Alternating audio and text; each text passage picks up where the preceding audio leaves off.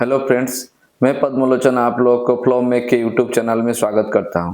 आज का जो टॉपिक है बेसिक ऑफ हाइड्रोलिक सिस्टम, ये टॉपिक में आज हम लोग डिस्कशन करेंगे। आज का जो मेन फोकस रहेगा वो कैसे हाइड्रोलिक सिस्टम में हम लोग काम करते हैं उसके बारे में डिस्कशन करेंगे। How can a simple liquid lift the car cross the heavy stones, concretes and how to lift the heavy materials with the help of liquid, ये हम लोग जानेंगे। फ्यू मिनट्स में हम लोग इसको डिकोड करेंगे। ओके, ये वीडियो में हम लोग स्टेप बाय स्टेप डिस्कशन करेंगे हाइड्रोलिक में क्या क्या मेन कंपोनेंट्स है जिसको यूज करके हम लोग ये हाइड्रोलिक सिस्टम ऑपरेट होता है। ओके, और ये सिंपल जो हाइड्रोलिक सिंपल सर्किट्स है उसको कैसे काम करता है, और ये रियल वर्ल्ड एप्लीकेशन, हाइड्रोलिक का रियल वर्ल्ड एप्लीकेशन क्या है, और क्विक ट्रबल शूटिंग टिप्स ये भी जानेंगे। So welcome to hydraulic worlds. Let's begin to start the today topic basic of hydraulics. Okay, तो पहले हम लोग जानते हैं main components of hydraulic system step by step.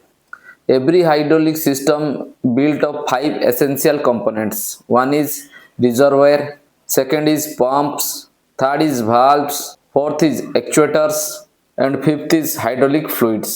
5 essential components जो है जिससे हाइड्रोलिक सिस्टम रन होता है। पहला जो है रिजर्वर, वो एक रिजर्वर कैसे हम लोग डिसाइड करते हैं, एक रिजर्वर का साइज क्या होना है वो डिपेंड करता है हम लोग का इक्विपमेंट्स का डिजाइन के ऊपर, और ये फ्लूइड कितना लीटर्स का फ्लूइड हम लोग मतलब स्टोरेज करेंगे, और उसका जो डिजाइन और एमओसी है मतलब मटेरियल ऑफ कंस्ट्रक्शन वो डिपेंड करता है हम लोग का ऊपर। हम लोग प्लास्टिक बॉकेट्स यूज करके भी एक हाइड्रोलिक सिस्टम को रन कर पाएंगे, एक माइल स्टील का बॉक्स बना के उसमें भी हम लोग हाइड्रोलिक सिस्टम को रन कर पाएंगे, और एसएस से बना के भी हम लोग हाइड्रोलिक सिस्टम को रन कर पाएंगे।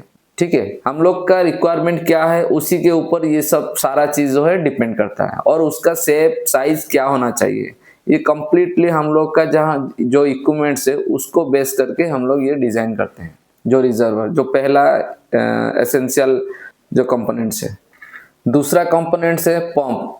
पंप हम लोग का बहुत टाइप है, जैसे according to construction gear pump, vane pump, piston pump, वो डिपेंड करता है हम लोग का रिक्वायरमेंट क्या है, कितना हाई प्रेशर हम लोग को रिक्वायरमेंट है, कितना हाई फ्लो हम लोग को रिक्वायरमेंट है, उसका ऊपर डिपेंड करता है। तो ये हम लोग का हो गया सेकंड कंपोनेंट्स। थर्ड कंपोनेंट हो गया हम लोग का वाल्व्स।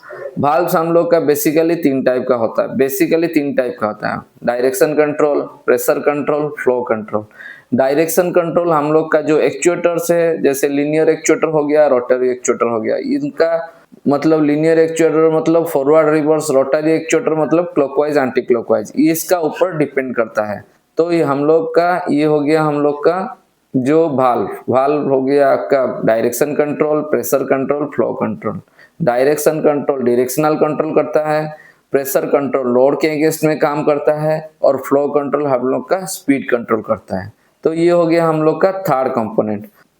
तो फोर्थ कंपोनेंट हो गया हम लोग का एक्चुएटर। एक्चुएटर बेसिकली दो टाइप का होता है, एक लीनियर एक्चुएटर होता है, एक रोटरी एक्चुएटर होता है। लीनियर एक्चुएटर फॉरवर्ड रिवर्स को कंट्रोल कर मूवमेंट करता है, और rotary actuator clockwise anti clockwise movement देता है।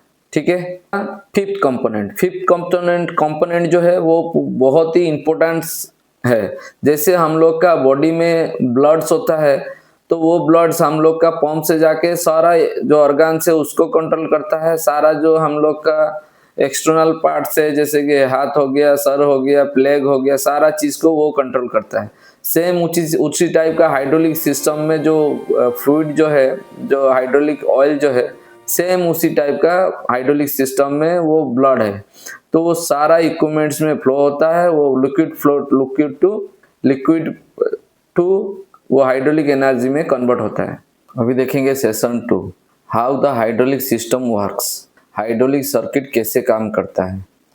पहले सेशन में हम लोग देखे 5 कंपोनेंट्स। इसी 5 कंपोनेंट्स को यूज करके हम लोग का हाइड्रोलिक सिस्टम कैसे काम करता है। पहले होता है रिजर्वर। रिजर्वर में होता है लिक्विड्स, तो उसका ऊपर जो सेकंड कंपोनेंट है वो पंप। पंप क्या करता है, रिजर्वर से ऑयल को सक करता है, सक करके आगे उसको डिलीवरी करता है। पंप का काम है फ्लो देना।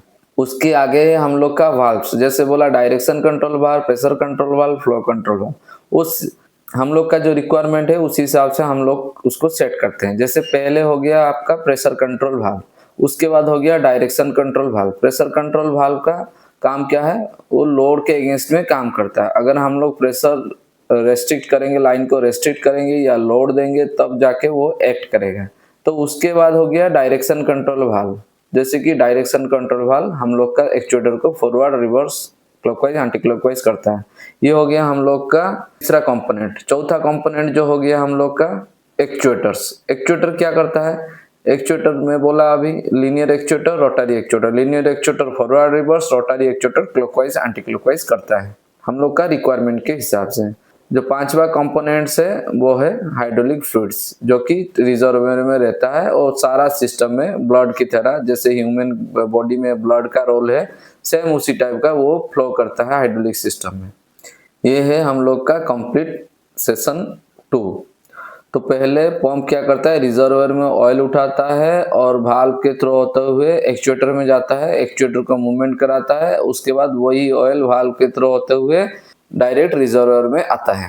उसका the key principle behind the hydraulic system. Hydraulic के सिस्टम के पीछे का जो की है वो है पास्कल लॉ। वो टोटली पास्कल लॉ को बेस करके काम करता है। पास्कल लॉ क्या बोलता है, जैसे कि कोई कॉन्फाइंड फ्लूइड के ऊपर कोई फोर्स अगर अप्लाई करते हैं, वही फोर्स जो है perpendicular to inside the surface, जो कि हम लोग का सरफेस से इनसाइड का कोई भी वाल्व्स, ट्यूब्स, होस, उसके अंदर वो परपेंडिकुलर रिएक्ट करता है, तो वो पास्कल लॉ बोलता है। इसके ऊपर एक फेमस फॉर्मूला है, जैसे कि pressure is equal to force by area. Pressure का यूनिट क्या क्या है हम लोग देख लेते हैं, केजी पर सीएम स्क्वायर, बार, पीएसआई, इस तीनों को हम लोग कंसिडर करते हैं ज्यादातर। और P is equal to F by A. F है आपका केजी, न्यूटन, और आपका टन, मेट्रिक टन जो भी है, और एरिया हो गया आपका सीएम स्क्वायर। इसी को कंसीडर करके हम लोग टोटली जो है हाइड्रोलिक का जी फॉर्मूला कैलकुलेट करेंगे। प्रेशर, फोर्स और क्रॉस सेक्शनल एरिया, ये तीनों का कैलकुलेट करेंगे। इसमें आप लोग देखेंगे सिंपल इनपुट फोर्स से हम लोग ह्यूज लोड को हैंडल करते हैं ये हाइड्रोलिक सिस्टम में। और सेशन 3 में हम लोग देखेंगे रियल वर्ल्ड एप्लीकेशन। ये रियल वर्ल्ड में कहाँ कहाँ एप्लीकेशन होता है, जैसे हम लोग का घर से चालू करेंगे और पूरा जैसे कि एयरक्राफ्ट में भी यूज होता है। तो घर से हम लोग चालू करके एयरक्राफ्ट तक हर जगह ये इसका यूज है। जैसे कि घर में हम लोग डोर में एक्चुएटर यूज करते हैं, जैसे कि हम लोग का डोर ऑटोमेटिक क्लोज हो जाता है, डोर क्लोजर जिसको बोलते हैं। गाड़ी में हम लोग का जो ब्रेक्स है उसमें यूज करते हैं। उसके बाद हम लोग का कार्स हो गया, हम लोग का घर इक्विपमेंट्स हो गया, पेलोड और एक्सावेटर हर जगह। इंडस्ट्री में बहुत सारा जो स्टेशनरी इक्विपमेंट्स है उसमें, और रॉकेट में, आपका एरोस्पेस में, जहां भी देखेंगे आजकल हाइड्रोलिक का यूजेस है। और इंजेक्शन मोल्ड में भी हम लोग यूज करते हैं, जैसे कि हम लोग कोई सॉलिड प्लास्टिक से हम लोग चेयर बनाते हैं, बहुत सारा एसी का बॉडी बनाते हैं, बहुत सारा इक्विपमेंट्स का जैसे हम लोग स्पेयर पार्ट्स जनरेट करते हैं प्लास्टिक वाला, तो वो इंजेक्शन मोल्ड में भी इसका यूज है। हर चीज में हाइड्रोलिक का यूज है।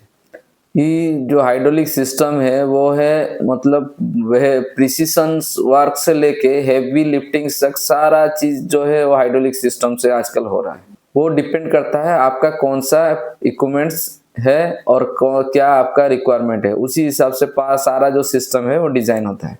उसके बाद देखेंगे हम लोग सेशन 4। सेशन 4 में हम लोग देखेंगे common problems and quick trouble shootings.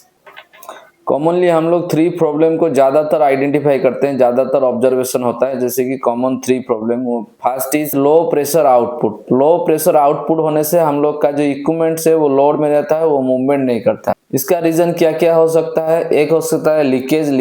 अगर आपका ऑयल लेवल लो होगा उसमें भी लो फोर्स आपको आइडेंटिफाई होगा। ओके, अगर आपका सील डैमेज हो जाएगा, अगर मान लीजिए इंटरनल सील हो गया, एक्सटर्नल सील हो गया, वो डैमेज हो गया, तो आपको लो फोर्स आइडेंटिफाई होगा। दूसरा जो प्रॉब्लम आता है वो है स्लो मूवमेंट। उसका रीजन क्या हो सकता है स्लो मूवमेंट होने का, मान लीजिए आपका ऑयल जो है वो विस्कोसिटी घट गया है। नॉर्मली स्टार्टिंग से 1-2 घंटा, आधा घंटा ठीक चलता है, उसके बाद इक्विपमेंट जो है स्लो स्पीड हो जाता है। उसका रीजन है आपका ऑयल का विस्कोसिटी जो है वो लो हो जाता है और इंटरनल सील जो है वो डैमेज की वजह से ही होता है। इंटरनल सील अगर पार्शियली डैमेज है तो कुछ टाइम तक विस्कोसिटी जो उसका स्टेबल रहता है, उसके बाद धीरे-धीरे टेम्परेचर बढ़ने के साथ-साथ उसका जो इक्विपमेंट्स है वो स्लो हो जाता है। हम लोग का प्रेशर फ्लक्चुएशन होता है। बहुत सारा रीज़न है प्रेशर फ्लक्चुएशन होने का। एक ही अगर आपका पंप अगर कैविटेशन होता है उस कंडीशन में आप लोगों का प्रेशर फ्लक्चुएशन होता है। जैसे कि सक्शन में कोई कहीं से एयर ट्रैप कर रहा है, उस कंडीशन में प्रेशर फ्लक्चुएशन होता है। और रिलीव वाल्व माल फंक्शनिंग, अगर आपका रिलीव वाल्व वही माल फंक्शनिंग कर रहा है, अगर ऑयल में कंटामिनेशन लेवल बढ़ गया है तो रिलीव वाल्व माल फंक्शनिंग करना चालू करता है। उस कंडीशन में भी आप लोग का प्रेशर फ्लक्चुएशन दिखाता है। उसमें हम लोग ऑयल का कंटामिनेशन लेवल को कम करेंगे, रिलीव वाल्व को क्लीन करेंगे, फिल्टर नया रिप्लेस करेंगे। ये सब पॉइंट्स का हम लोग रेक्टिफाई करना है। सेशन 5 जो है सेफ्टी और मेंटेनेंस टिप्स, इसके बारे में हम लोग जानेंगे। क्योंकि हाइड्रोलिक सिस्टम जो है वो हाई प्रेशर में हाई लोड में काम करता है, तो इसलिए वो कभी-कभी हम लोग का सिस्टम में 500 बार 300 बार 200 बार से ऊपर भी काम करते हैं। तो इसीलिए हम लोग फास्ट हम लोग को कोई भी इक्विपमेंट्स को हम लोग डिसमेंटल कर रहे हैं या रनिंग सिस्टम को आइसोलेट करके अगर कुछ भी काम कर रहे हैं, पहले लोड को फ्री करना है, प्रेशर को जीरो करना है, उसके बाद ही कोई काम करना है आपको। अदरवाइज काम नहीं करना है, क्योंकि ये जो एक बार फेल्योर्स, मान लीजिए कोई सिस्टम आइसोलेट है, उसके बाद हम लोग क्या किए मटेरियल लोड में है, उसको लोड रिलीज नहीं करके हम लोग कोई भी होस को कोई भी कंपोनेंट्स को अगर खोल देते हैं तो वो हाई प्रेशर मतलब इंजेक्ट हाई प्रेशर डिस्चार्ज करता है, जिसकी वजह से हम लोग का बॉडी डैमेज होने का चांसेस रहता है। तो इसीलिए हर वक्त हम लोग को प्रेशर रिलीज करके ही कोई भी काम को करना है। लोड रिलीज प्रेशर रिलीज करके ही हम लोग को कोई काम को करना है। कोई लीकेज लाइन को हम लोग को ऐसे हाथ में अरेस्ट मतलब प्रेस करके बंद नहीं करना है, क्योंकि इतना हाई प्रेशर लाइन होता है पूरा हाथ को फाड़ देता है। तो इसलिए उस चीज को ध्यान देना है। Never cover the leakage with your hand.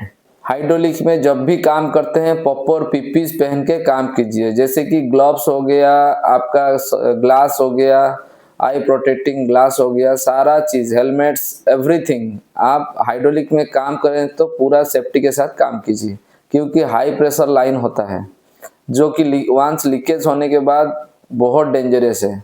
Always आपका मोटो रहना चाहिए, जो भी फिल्टर लगाए हैं वो पूरा क्लीन होना चाहिए और आपका ऑयल का कंटामिनेशन लेवल लो होना चाहिए। Record the maintenance log regularly. अगर हम लोग का सारा जो मेंटेनेंस रिकॉर्ड है वो अगर सही रहेगा, अगर हम लोग को पास हिस्ट्री रहेगा और सारा प्रेशर पॉइंट्स का अगर डाटा रहेगा, तो हम लोग इजीली कोई भी इक्विपमेंट्स का मेंटेनेंस ट्रबल शूटिंग इजीली कर पाएंगे। अगर हम लोग का ट्रबल शूटिंग कब रिक्वायरमेंट पड़ता है, जब हम लोग का सिस्टम ऑपरेशन में रहता है, हम लोग का फेल्योर्स होता है, फेल्योर से हम लोग का ऑपरेशन डिले होता है। उस कंडीशन में अगर हम लोग सारा हिस्ट्री सारा रिकॉर्ड रखेंगे तो हम लोग कोई भी प्रॉब्लम्स को इजीली फाइंड आउट कर पाएंगे। और ये सेशन आपको कैसा लगा, आप मेरे को ये वीडियो में कमेंट करके बताइए। अगर आप हाइड्रोलिक के रिलेटेड जानकारी लेना चाहते हैं और मैकेनिकल के बारे में जानकारी चाहते हैं तो ये चैनल को आप लोग लाइक कीजिए, सब्सक्राइब कीजिए और ज़्यादा से ज़्यादा कमेंट्स कीजिए। आपको ये वीडियो देख के कुछ इम्प्रूव हुआ कि नहीं, आप थोड़ा प्लीज़ कमेंट्स करके बताइए। आपका कमेंट्स का इंतज़ार रहेगा और आप बिल्कुल कमेंट कीजिएगा आपको किस टाइप का वीडियो मैकेनिकल और हाइड्रोलिक में किस टाइप का वीडियो चाहिए, जो कि आपको मेंटेनेंस करने के लिए फ्यूचर में ईजी होगा। Okay, thank you, bye bye. Thank you for watching फ्लोमेक।